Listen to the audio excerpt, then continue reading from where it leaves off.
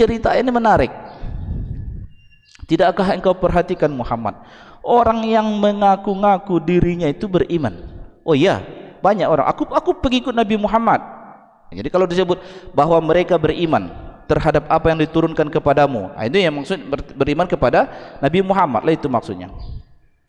Tapi narasi bahasa Arabnya di situ yaz'umun, bukan yazunnun. Itu sendiri sudah beda makna. Hanya bisa dijelaskan dalam bahasa Arab bahwa yazunnun dengan yaz'umun sama-sama maknanya menyangka, tapi yaz'umun menyangkanya salah. Kalau yazunnun menyangkanya mendekati kebenaran, tapi yaz'umun malah jauh dari kebenaran. Itu narasi ayat Al-Quran, dan itu nggak bisa diterjemahkan. Contoh di sini kan, sehingga di sini diterjemahkan mengaku. Mengaku itu bisa betul, bisa salah kan? Nah, tapi dalam konteks ini memang enggak seperti yang diakuinya. Dia beriman kepada apa yang diturunkan kepadamu, itu Al-Quran. Terus wa ma unzila min qablik, dan beriman kepada apa yang diturunkan kepadamu. Ada dua orang berarti di sini. Satu beriman kepada apa yang diturunkan kepadamu, yang satu beriman hanya kepada apa yang diturunkan sebelummu. Mereka ini ada permasalahan. Di sini terjemahkan, tetapi mereka masih menginginkan ketetapan hukum kepada togut. Nah, ini kalau nggak dijelaskan bingung pembaca terjemahan ini ceritanya gimana sih ya? Biar aku rekonstruksi keadaannya. Nabi Muhammad di Madinah. Dia namanya Nabi Muhammad itu kan setelah pindah ke Madinah itu viral,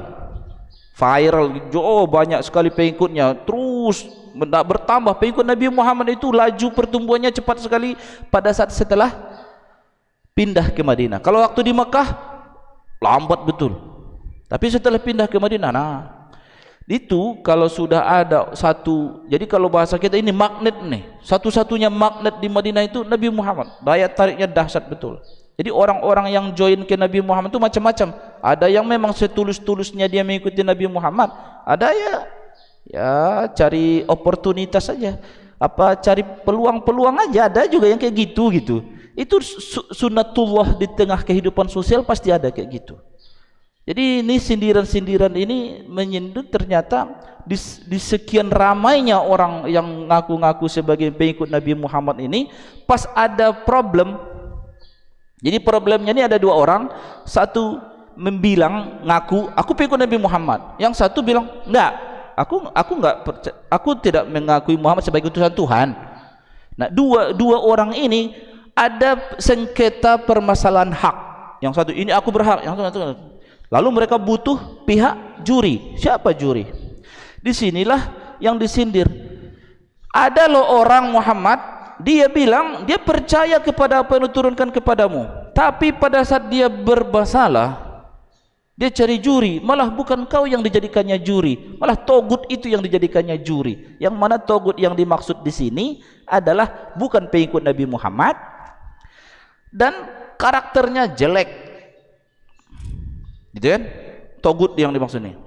Padahal mereka itu yang mengaku-ngaku pengikut Nabi Muhammad itu sudah diajari mereka itu harus anti togut, maksudnya harus anti kepatuhan kepada selain Allah dan Rasulnya. Nah, jadi dalam tafsir dijelaskanlah siapalah ceritanya orang ini. Nah, disebut dalam tafsir itu berbasis data ya, maksudnya datanya itu riwayatnya diceritakan momen ayat ini turun apa sih, momen apa sih. Tapi ingat, kalau ada cerita seperti ini, ayat ini cerita ada kejadian seperti ada dua orang begini gitu kan, ingat ayat itu bukan hanya bertujuan petunjuk buat masalah itu ya. Kita mempelajari ayat ini untuk petunjuk yang universal. Cuma ayat ini turun memang ada situasi-situasi ketika itu gitu. Jadi jangan hanya dibatasi ayat itu hanya untuk situasi itu, tidak situasi yang lain. Enggak, itu gunanya ayat sebagai pelajaran. Sebut di sini apa? Diriwayatkan Yazid bin Zurai dari Daud bin Abi Hind dari Sa'bi, dia menceritakan terkait ayat ini, ada antara seseorang minal munafiqin. Jadi disebut munafik di situ berarti dia sebenarnya enggak setia betul, enggak setia dengan Nabi Muhammad, tapi ngakunya follower Nabi Muhammad. Tapi pada saat masa-masa tertentu tidak Nabi Muhammad yang dilibatkannya. Ada satu lagi Yahudi. Yahudi bukan pengikut Nabi Muhammad, dia tetap dalam keyahudiannya. Terjadi persengketaan hak. Orang Yahudi bilang, ayo ke Muhammad, kita bilang, kita jadikan Muhammad sebagai juri masalah kita berdua. Kata Yahudi, aneh kan? Yahudi ngajak, ayo ke Muhammad. Kenapa Yahudi ini begitu? Karena dia tahu karakter Nabi Muhammad, nggak mau disogok. Disebut di sini, Da'al Yahudi ila hukamihim li'annahu alima anna apa? Kenapa dia mengajak si munafik tadi? Dia bukan, KTP-nya bukan pengikut Nabi Muhammad. Dia real. Dia, aku enggak ikut, aku masih dalam keyahudianku. Yang satu sudah mu'alaf nih ceritanya nih. Sudah join sama grup Nabi Muhammad. Tapi yang Yahudinya malah mengajak kepada kita jadikan jurinya Nabi Muhammad. Karena dia tahu Muhammad tak akan bisa dipengaruhi untuk keputusannya. Sementara orang yang KTP-nya pengikut Nabi Muhammad, dia tahu dia tidak berhak dalam perkara mereka ini, dan dia bisa mempengaruhi juri. Orang Yahudi, ulama besar kita dulu kan, aku mu'alaf, kau masih Yahudi. Itu disebut di sini siapa namanya? Ka'ab bin Ashraf. Karena diajak, sementara orang yang yang KTP-nya doang yang pengikut Nabi Muhammad, tetapi ternyata konten isinya beda, kepentingan dia yang nomor satu, dia malah ngajak, enggak, ke Ka'ab bin Ashraf aja kita. Karena dia tahu dia bisa dimainkan, gitu kan. Nah, inilah pelajaran yang besar itu. Jadi pelajarannya apa?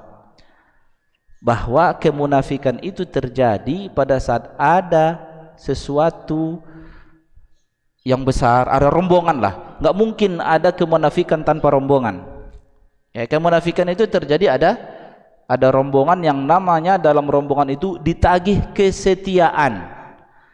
Nah, fakta kemunafikan adalah anti kesetiaan, tapi lebih kepada pas giliran enak join dia, pas giliran dapat susahnya minggir dia. Tipe-tipe kayak gini yang disebut dengan munafik di masa itu. Ini penyakit karakter bersosial di masyarakat. Jadi kita sebagai pengikut Nabi Muhammad melihat sindiran-sindiran ayat ini jangan, itu kan menyindir orang tua aja, bukan menyindir aku. Seharusnya kita sebagai pembaca Al-Quran, mentadaburi ayat Al-Quran, kalau ada sindiran-sindiran jelek di dalam ayat Al-Quran itu, kita harus merasakan yang disindir itu kita. Jangan, dianya itu, bukan aku. Itu salah satu adab mentadaburi Al-Quran itu gitu. Kalau ada Al-Quran menceritakan sindiran-sindiran, seperti misalnya Al-Quran menceritakan kejelekan Fir'aun, ya, arogansinya, ya, jadi dianya itu, bukan aku, gitu. Tapi pas giliran ada cerita penduduk surga di surat Al-Waqiah, akulah ini nanti yang mendapatkan buah-buah dan duduk di atas dipan-dipan permadani itu.